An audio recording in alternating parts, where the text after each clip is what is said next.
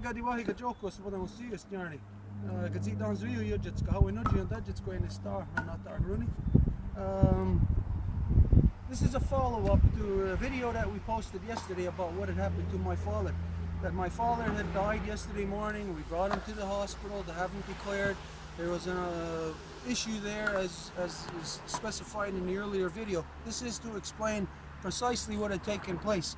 A slight correction on yesterday is that the person that we spoke to was the head nurse. The head nurse came out into the ambulance bay, and he identified to us that he had spoken to the hospital administration, and that the hospital administration had already consulted their lawyers on the legalities surrounding this situation.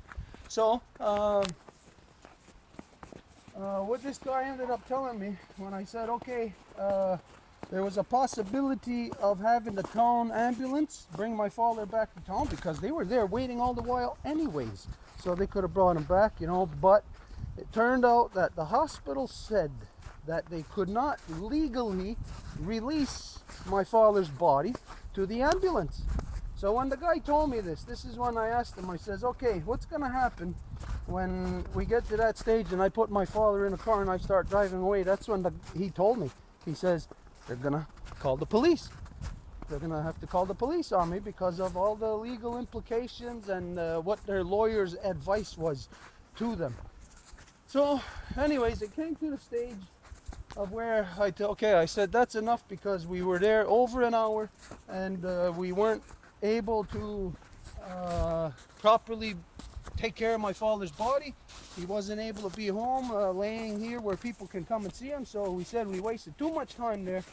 Basically said screw you to them, to the system. I told Edith to go get the car and pull up to the highway next to Anna LeBeur's, the ambulance entrance. And so when she did, there was a woman that works in the hospital there. She was standing outside smoking, and she yelled to Edith. She says, hey, you're not allowed here, whatever, I don't know, something in French.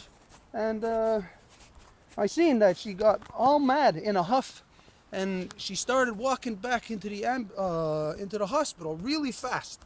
And that's when I knew she was going to get the security, you know, and security cops would have been involved. And that's when I knew, okay, I had to get my father out of there right then and there. So this is what happened. It's crazy. I says my father was wrapped up all in the bed blankets, hospital blankets, completely wrapped up. And I says, you know, if I have to walk out of here with my father, people are going to see this on the highway, on the road, us walking out of the hospital with a dead body, and it's going to traumatize people. You know, whoever sees it is going to wonder what the hell is going on there. So I told him this is what's going to happen. And the head nurse, after he told me this, I says to him, when I seen the woman going inside, I says, okay, I says, for your own whatever, I says, maybe it's better if you go back inside now. And as soon as that happened, I says, come on, Dad. I says, I'm busting you out of here. So I picked him up off the gurney. I cradled him in my arms, and his head was right here. When I picked him up, because of squeezing him, he went, his last breath.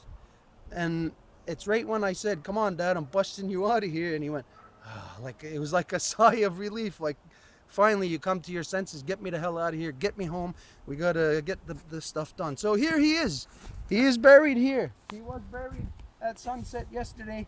And lots of people came. And we give our thanks to everybody who around the world who have sent their condolences, who understand the action that was taken yesterday.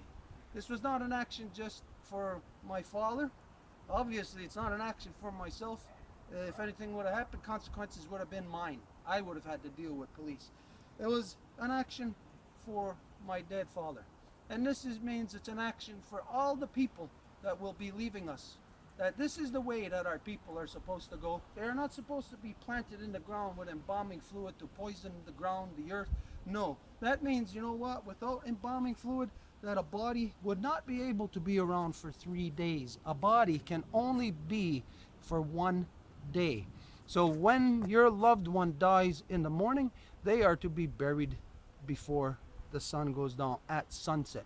Now, if your elder, your loved one dies during the night, they are to be buried by sunset the next day. And so, we have fulfilled my father's final wishes. The way that he lived in this world is the way that he wanted to die, and or to be taken care of.